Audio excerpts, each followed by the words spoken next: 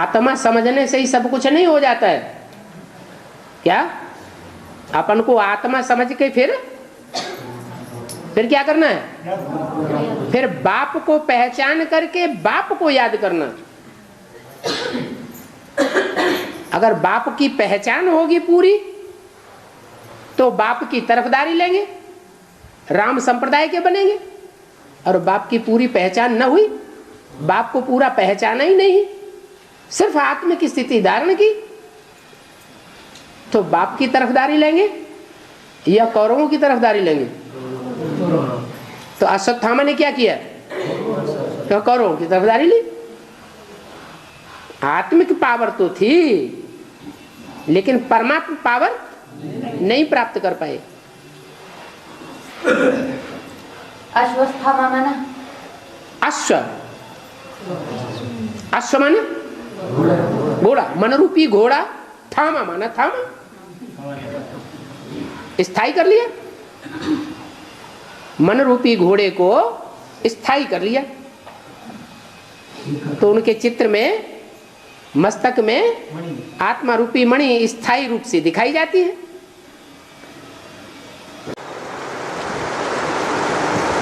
जैसे माँ बाप का खून होगा वैसा ही बच्चों का खून भी होता है। यहाँ बाप तो एक ही है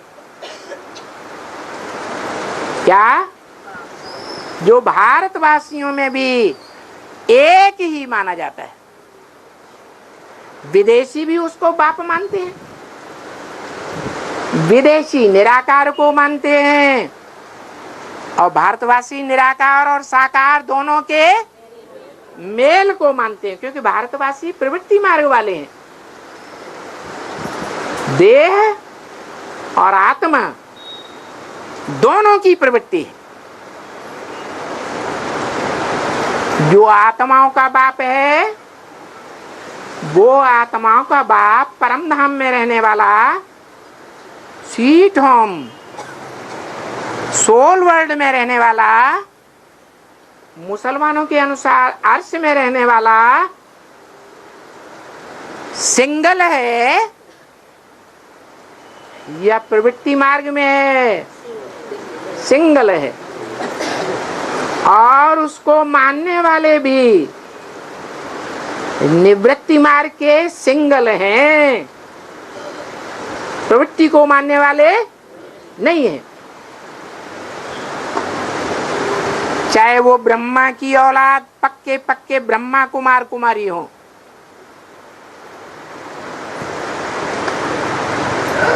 जो माँ को तो पहचानते हैं, उनसे पूछो किसकी औलाद हो तो क्या कहेंगे? ब्रह्मा की औलाद, ब्रह्मा कुमार। अरे सिर्फ अम्मा कुमार कि हाँ हम अम्मा कुमार हैं। अरे अम्मा से पूछो तो बिना बाप के पैदा हो गए हैं? तो कहेंगे हमको नहीं मालूम।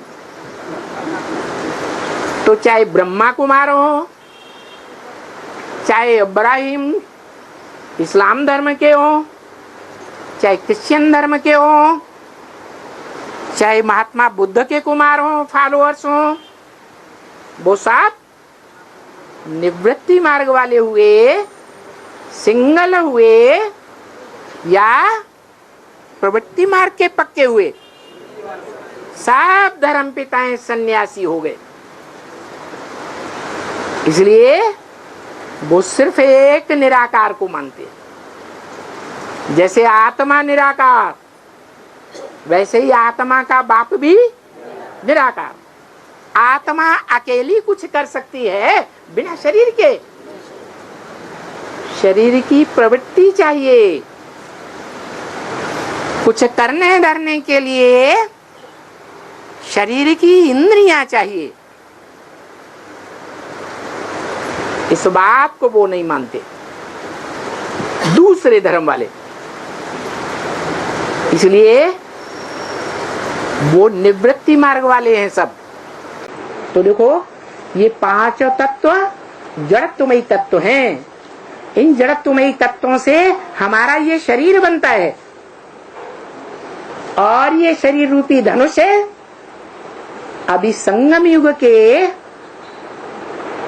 तामसी पीरियड में सत्व प्रधान है या तमो प्रधान है?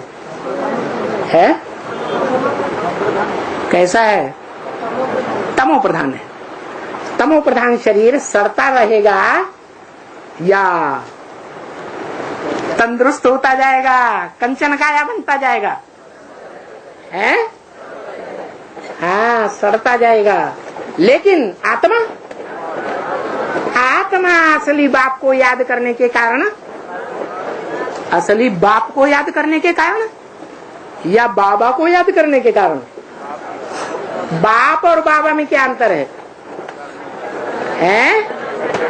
आत्माओं का बाप है शिव, उसको याद करने वाले विदेशी और विधर्मी बनते हैं। लेकिन जो प्रवृत्ति मार्गीय बाप को याद करते हैं, आत्मा और शरीर की प्रवृत्ति है, उसको कहा जाता है बाबा। क्या? शिव बाबा। तो शिव बाबा को जो याद करने वाले बच्चे हैं, उनकी आत्मा पावरफुल बनती है।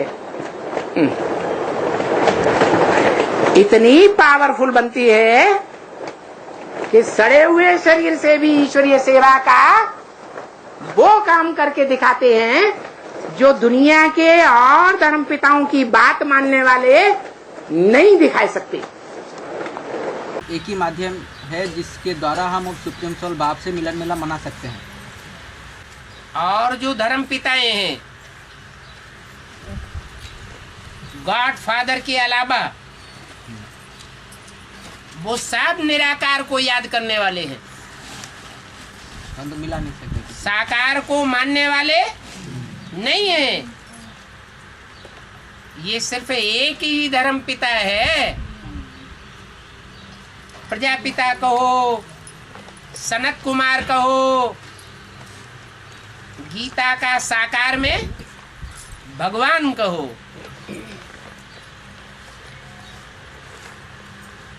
जो निराकार और साकार के मेल को गॉड फादर के रूप में पहचानता है, और कोई भी धर्म पिता इस रूप में न पहचानते हैं, न मानते हैं और न याद करते हैं। तो अंतर तो पड़ेगा। ये किसी आदमी ही वो ज्ञान सूर्य राम वाली आत्मा छोड़ करके चली गई थी, और उसके पीछे पीछे जितने भी सूर्यवंशी बच्चे थे वो सब चले गए, छोड़ करके चले गए। जी बाबा। कौन बच गए? चंद्रवंशी। कोई चंद्रवंशी, इस्लामी, बौद्धी, क्रिश्चियन, ये सब दूसरे धर्म के बच गए। तो वो तो दूसरे धर्म पिताओं के प्रभाव में आ जाने वाले, दो बाप बनाने वाले हैं, दोगले हैं। तो उनकी बुद्धि में एक बाप का ज्ञान नहीं बैठता। इसलिए मुझे बोला है, जो जिस धर्म का होगा वो उसी की बात मानेगा, और दूसरे किसी की बात मानने वाला नहीं। लेकिन अंतिम जन्म में भी तुम बच्चे मेरे से ज्यादा धनवान होते हो।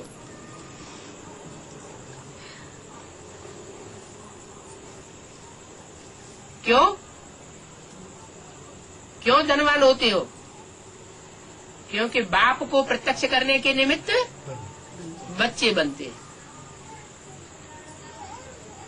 बाप अपने आप अपने को प्रत्यक्ष नहीं करता, बच्चों को प्रत्यक्ष करने के लिए बाप निमित्त बनता है। लेकिन बाप को कौन प्रत्यक्ष करते? बच्चे प्रत्यक्ष करते। भले बाप अपना काम पहले कर लेता है, बच्चों को पहले प्रत्यक्ष कर देता है, लेकिन आखिरीन तो बच्चों को प्रत्यक्ष, वो बाप को प्रत्यक्ष करने के लिए कोई निमित्त बनते हैं ना। जो बच्चे निमित्त बनते हैं उनका उतना ही ऊंचा पद बन जाता है। बाबा, हम बच्चे भी अमन का स्टेट अनुभव कर सकते हैं थोड़ी देर के लिए।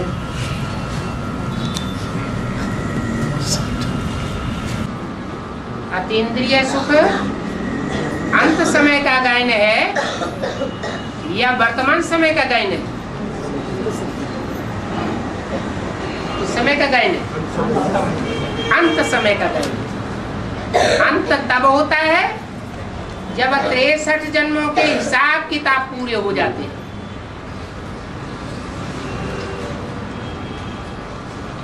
कोई भी दुष्ट संस्कार आत्मा में न रहे, सारे पाप शाप भस्म हो जाएं, तब इंद्रियों का लगाव समाप्त हो जाएगा। कर्मातीत कहे जाएंगे। कर्म इंद्रियों से कर्म करते हुए भी आनंद की स्टेज में रहेंगे, लेकिन वो अतीन्द्रिय सुख होगा, इंद्रियों का सुख नहीं होगा। इंद्रियों ने जैसे कर्म किया और नहीं किया ये बराबर हो गया। रचयिता है, सृष्टि अनादि है। जो चीज अनादि होती है उसका रचयिता कोई नहीं होता। रचयिता तब कहा जाता है जैसे घड़ा है, पहले नहीं था, फिर किसी ने उसको रचा, तो जो कुम्हार है वो घड़े का रचयिता कहा जाता है। घड़ा पहले नहीं था, फिर बाद में रचा गया। और सृष्टि पहले कभी नहीं थी। ऐसा कभी हुआ कि सृष्टि नहीं थी? सृष्टि तो अनादि है, तो उसका रचयिता होने का सवाल ही नहीं। ये प्रश्न ही गलत है कि सृष्टि का रचयिता है या आत्माओं का रचयिता। वो राम वाली आत्मा ही कलयुग के मध्य में आकर के, मध्यांत में आकर के ऐसे लिखती है। कलयुग के मध्यांत में उसे अनुभव हो जाता है। ये सारी दुनिया झूठ हो जाती है।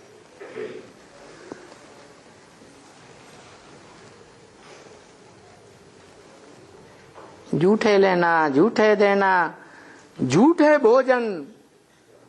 जो कुछ भी पेट में जा रहा है वो सच्चा नहीं है कमाई।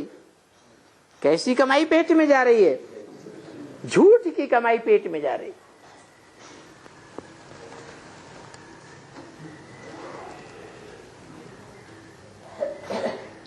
तो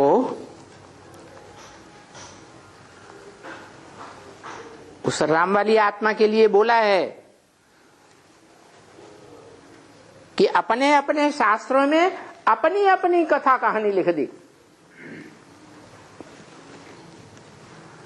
जिस शास्त्र में ये लिखा है कि कलयुग में सब झूठे हो जाते हैं, उस शास्त्र का नाम है रामायण।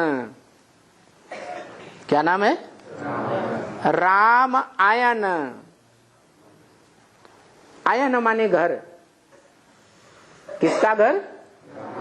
राम का घर। उस रामायण में राम की जीवन कहानी है, राम का जीवन चरित्र है। और वो रामायण किसने लिखी है? जिसने लिखी उसने अपनी जीवन कहानी संगम युग की सारी लिख दी।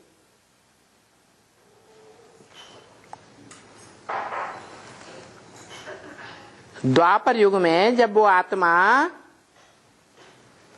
2000 साल पूर्व वाल्मीकि के नाम से थी, तब भी रामायण लिखी। तो किसने लिखी?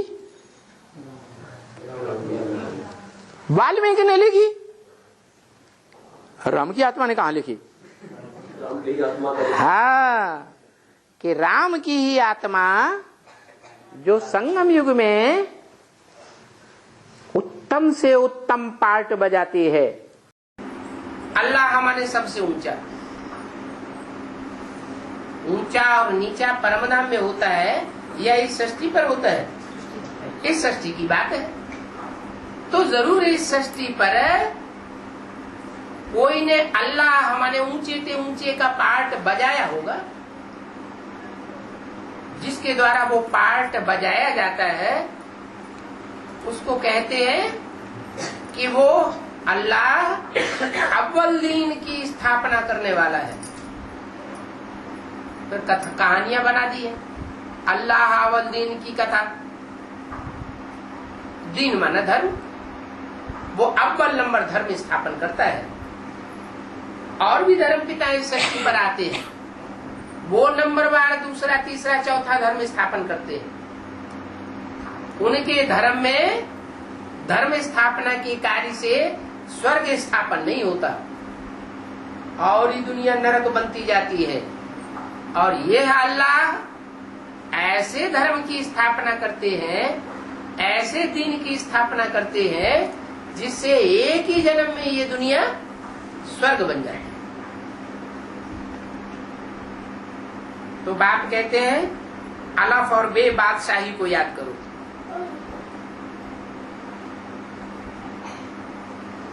अलफ माने सुप्रीम सोल, जो कभी गिरता ही नहीं।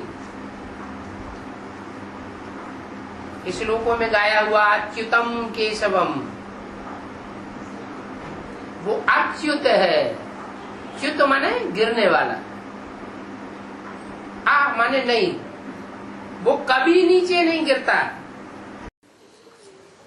जो आदि में भी खड़ा हुआ पुरुषार्थी था, मध्य में भी खड़ा हुआ पुरुषार्थी है और अंत में भी खड़ा ही रहेगा। पुरुषार्थ में पड़ा हुआ नहीं कहा जाएगा, गिरा हुआ नहीं कहा जाएगा। और अभी तक उनकी बुद्धि में नहीं आया। आया है? नहीं आया। तो पहले तो उनको अलफ, बाबा बाबा बाबा से वर्षा मिलता है। क्या कहा? वर्षा किससे मिलता है? बाबा से वर्षा मिलता है। अलफ कौन है? बाबा। बाबा किसको कहा जाता है? ग्रैंडफादर को बाबा कहा जाता है। और आज तक ये परंपरा भारत में चली आ रही है कि फादर का वर्षा मिले या न मिले, फादर अपनी कमाई का वर्षा बच्चे को दे या न दे, लेकिन ग्रैंडफादर का वर्षा, डैडी का वर्षा तो देना ही पड़ता है। तो बाबा से वर्षा मिलता है। याद करना है उन बाबा को और कुछ भी नहीं करना है। यहाँ इस सृष्टि पर और कुछ भी करने का ही नहीं है। नंबरवार अपना अपना अमृत बेला अलग अलग होगा टाइम, या सन 36 सबका एक टाइम होगा है सुधरने का? सबका अपना अपना अलग अलग होगा। अभी भी ब्राह्मणों की दुनिया में, एडवांस की दुनिया में जितने भी ब्राह्मणों के संगठन हैं, सब संगठन का पुरुषार्थ एक जैसा नहीं हो सकता। कोई संगठन ऐसा भी होगा बल अमृत बेले में कुछ न कुछ त्रुटि तो होगी, लेकिन और संगठनों के मुकाबले नियम और टाइम और पुरुषार्थ ज्यादा पक्का होगा।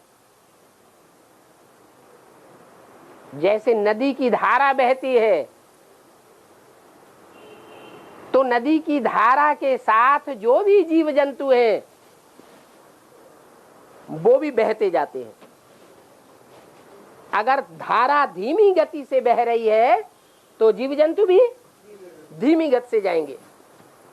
ये संघ के रंग का प्रभाव पड़ता है। उसमें भी मुख्य है संगठन के हेड का प्रभाव। संगठन का मुखिया जैसा होगा, यथा राजा तथा प्रजा होगी। तो सब ब्राह्मणों के संगठन एक जैसे पुरुषार्थ वाले नहीं है। क्या है? एक्यूरेट पहचान। एक्यूरेट पहचान ही बाप की याद का एक्यूरेट आधार है।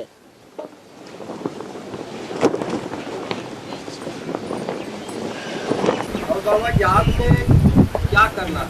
याद में याद करना और क्या करना। साकार में निराकार को याद करना है तो क्या याद करना है? साकार को भी याद करना है, निराकार को भी याद करना है। निराकार आत्मा कैसे याद करेंगे?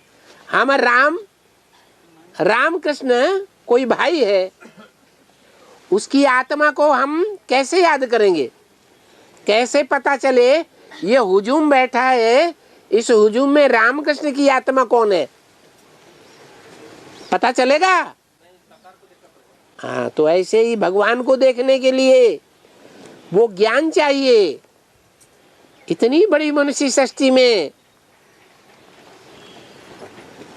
कौन व्यक्तित्व हो सकता है बाप के ज्ञान के आधार पर, जो सारी मनुष्य सृष्टि का बीज है। और उसमें आत्माओं का बीज, आत्माओं का पिता प्रवेश करता है। ये जानना बहुत जरूरी है, ज्ञान से जानना है। ऐसे नहीं किसी बुढ़िया ने कह दिया ये भगवान है, इसमें भगवान शिव आते हैं, किसी बच्चे ने बताया और मान लिया। नहीं, ये तो सुनी सुनाई बातें हो गई। सुनी सुनाई बातों से भारतवासी दुर्गति को पाते हैं। ज्ञान के पॉइंट्स के आधार पर क्लियर करना है। ज्ञान शिव बाप से ही आता है और सभी मनुष्य आत्माओं से क्या आता है? अज्ञान आता है। तो शिव बाप का ये विरुद्ध है। मैं जिसमें भी प्रवेश करूंगा उसका नाम ब्रह्मा रखूंगा। तो इस संसार में कौन व्यक्तित्व है जो ब्रह्मा के नाम से सारे संसार में प्रसिद्ध हो चुका है? रामबली आत्मा नहीं, उसको तो जो बहुत ज्ञान में गहरे घुसे हुए हैं वो ही जान पाते हैं।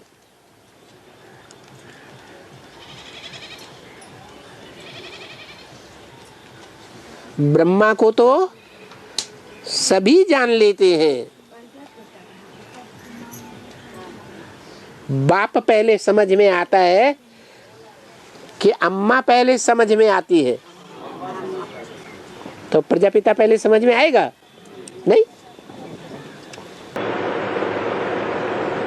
जो अब समय आ गया है सबका प्रत्यक्ष होने का, सबके प्रत्यक्ष होने वाले हैं चेहरे। राक्षसी चेहरा है शास्त्रों में यादगार, तो वो राक्षसी चेहरे भी तैयार हो रहे हैं ब्राह्मणों की दुनिया में, और देवताई चेहरे भी तैयार हो रहे हैं। बस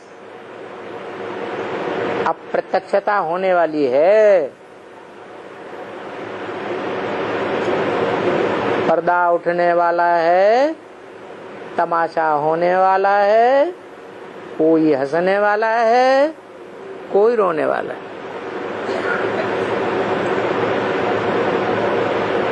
एक तरफ जय जयकार तो दूसरी तरफ हाहाकार होनी। ये रस्साकसी अभी चल रही है। रावण की सेना अपनी तरफ खींच रही है और राम की सेना अपनी ओर खींच रही है।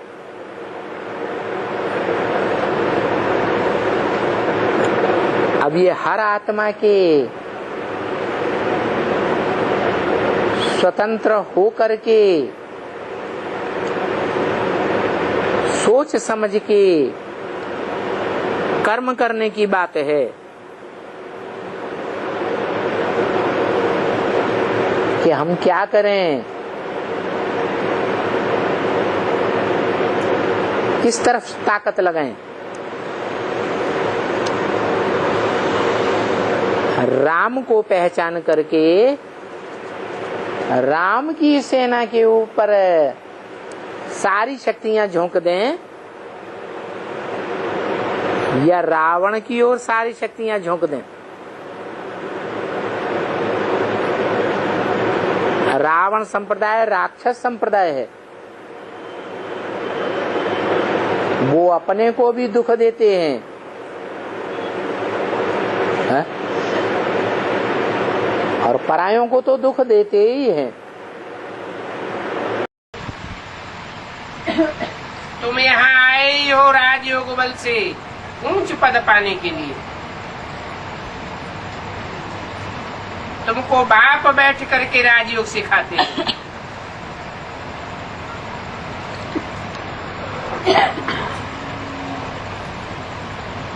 ये बाप भी है, टीचर भी है और साथ ले जाने वाला सदगुरु भी है। तीनों इकट्ठा है। इसलिए बच्चों को सदैव हर्षित मुख रहना चाहिए।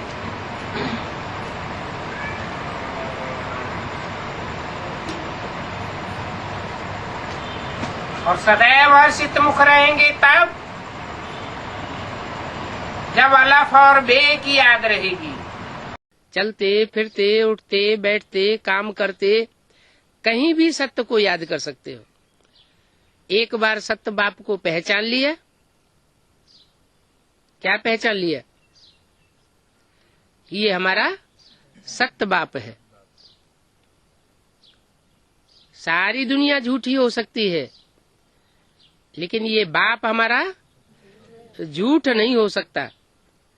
ऐसा सत्य बाप जिसकी कथा गाई हुई है। कौन सी? सत्यनारायण की कथा गाई हुई है। एक सत्यनारायण की कथा है, क्या सत्य लक्ष्मी की भी कथा नहीं है। इसका मतलब जो भी मनुष्य मात्र आत्माएं हैं वो सब कलयुग के अंत में आकर के संग के रंग में झूठी बन जाती हैं। जिसमें आता है वो सुप्रीम सोल बाप, तो कोई तो खासियत होगी कि उसमें ही आता है और कोई में नहीं आता। सारे भारतवासी कन्वर्ट हो जाते हैं, सब नीचे गिर जाते हैं, और एक नीचे गिरता तो है, पतित बनता तो है, लेकिन झूठ नहीं बनता। लेकिन रूहानी गवर्नमेंट ये साबित कर देगी ब्राह्मणों की दुनिया में भी कि इसमें सब एक जैसे आत्मिक स्थिति वाले हैं ही नहीं। क्या अलग अलग है, और जो अलग अलग है उनकी रूहानियत की स्टेज में अंतर होगा या नहीं होगा? जरूर अंतर होगा। उन्होंने एक बाप को पहचाना नहीं है। अगर एक बाप को पहचानेंगे तो जो अलग अलग ग्रुप हैं उनके मुखिया अलग अलग होंगे कि एक होगा? और अलग अलग मुखिया हैं तो सारे ही सत्य होंगे या एक ही सच्चा होगा? तो जो सच्चा होगा वो ग्रुप ये साबित कर देगा कि ये सब रूहानियत की स्टेज वाले नहीं है, ये द्वैत पैदा करने वाले हैं, दो दो बाप बनाने वाले हैं। और अभी ब्राह्मणों की दुनिया में ये शूटिंग हो रही है कि नहीं हो रही है? हो रही। जो कन्वर्ट होने वाले होंगे वो एक सत्य बाप को पहचान करके भी भूल जाएंगे, क्योंकि द्वापर के आदि में तो सब एक बाप वाले देवताएं थे या अनेक बाप वाले थे? एक ही सनातन धर्म का एक ही स्थापन करने वाला था। बाद में जब दूसरे दूसरे धर्म पिताएं आए तो उनकी बातों से प्रभावित होने लगे। जब उनकी बातों से प्रभावित होने लगे तो प्रभावित बने प्रजा, उनकी प्रजा बनने लगी। और जब उनकी प्रजा बन जाएंगे तो द्वैतवाद तो हो गया। देवताएं होते हैं अद्वैत, और द्वापर से होता है, नाम ही पड़ता है द्वापुर, इसलिए दो दो कुल हो जाते हैं, दो दो बाप हो जाते हैं, दो दो राज्य हो जाते हैं, कंट्रोल करने वाले भी दो दो हो जाते हैं। अभी क्या होना है? अभी तो एक बाप की सत्ता साबित होगी सारी दुनिया में, लेकिन इससे पहले अलग अलग सत्ताएं भी साबित होनी चाहिए, ताकि पता चले कि माला में भी 9 ग्रुप कौन कौन से हैं, ऊपर नीचे वाले सब ऊंची स्टेज वाले हैं या एक ही ग्रुप ऊंची स्टेज वाला होगा? एक ही ग्रुप ऊंची स्टेज वाला होगा और बाकी सब नीची स्टेज वाले होंगे। एक ग्रुप जो है वो सबसे पावरफुल होगा और बाकी सब कम पावर वाले होंगे। वैज्ञानिक बहुत पढ़े लिखे नहीं होते। वैज्ञानिक का मतलब है विशेष ज्ञानी, और विशेष ज्ञानी भी 2 प्रकार के, एक देह के 5 तत्वों के विशेष ज्ञानी भौतिकवादी, और एक आध्यात्मवादी वैज्ञानिक।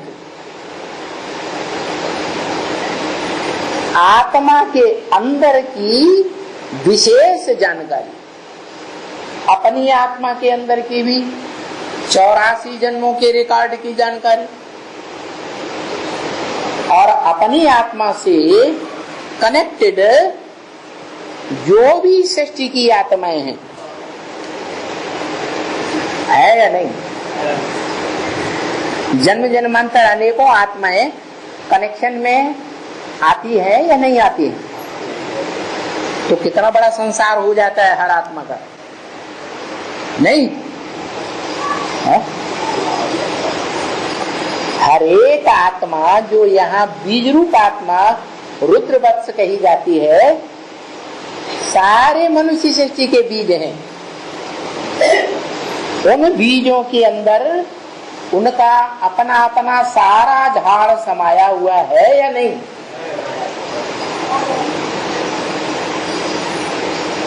पूरी मनुष्य सृष्टि का झाड़ का बीज एक, उसके अंदर 500 करोड़ पत्तों का ज्ञान समाया हुआ होना चाहिए या नहीं? ऐसे ही जो इस्लाम धर्म के जो डाली है, उसका जो बीज है, उसके अंदर जो इस्लाम धर्म का पूर्वज कहा जाता है, पूर्व माने सबसे पहले, ज माने जन्म लेने वाला। संगम युग में जब भगवान आता है, सृष्टि का फाउंडेशन पड़ता है नई सृष्टि का, तो पहले पहले उस आत्मा ने अमुक धर्म का बीज बनने का, बाप बनने का प्रैक्टिकल में ऐसा पुरुषार्थ किया, तो सबका बीज है। तो उस बीज में अपने धर्म से कनेक्टेड जितने भी पत्ते होंगे, उनका सारा ज्ञान होगा या नहीं होगा? ऐसे ही जो मनुष्य सृष्टि का बाप प्रजापिता है, उसमें 500 करोड़ सृष्टि का जो भी मनुष्य मात्र है, एक एक का ज्ञान समा जाए, उसको कहते हैं अकूट ज्ञान का भंडार। तो बताया कि जो मूत पलीती हो जाते हैं, उनको बाप फिर गोद में कैसे लेंगे? बाप माने मनुष्य सृष्टि का बाप। मनुष्य सृष्टि का बाप जब इस संसार में प्रत्यक्ष होता है, सारी दुनिया पहचानती है कि ये हमारा बाप है, सारी मनुष्य सृष्टि का बाप है, तो वो बाप जो मूत पलीती होते रहते हैं उनको गोद में नहीं ले सकता। बाप आते हैं, जब मूत पलीती से बच्चे साफ शुद्ध हो जाते हैं तब बाप आते हैं। कौन से बाप की बात है? मनुष्य सृष्टि के बाप की बात है कि वो आते हैं, माने संसार के सामने प्रत्यक्ष होते हैं, प्रत्यक्षता रूपी जन्म लेते हैं। सारी दुनिया जानती है कि ये हमारा सब का बाप है, हिंदू मुस्लिम सिख ईसाई सब का बाप है। मूत पलीती होना माने डिस्चार्ज होना, डिस्चार्ज होते हैं तो मूत पलीती हो जाते हैं। तो बाप जो मनुष्य सृष्टि का बाप है, ऐसे मूत पलीती बच्चों को गोद में कैसे लेगा? जब साफ शुद्ध हो जाते हैं तब लेते हैं, तभी तो वो गोद में ले सकते हैं।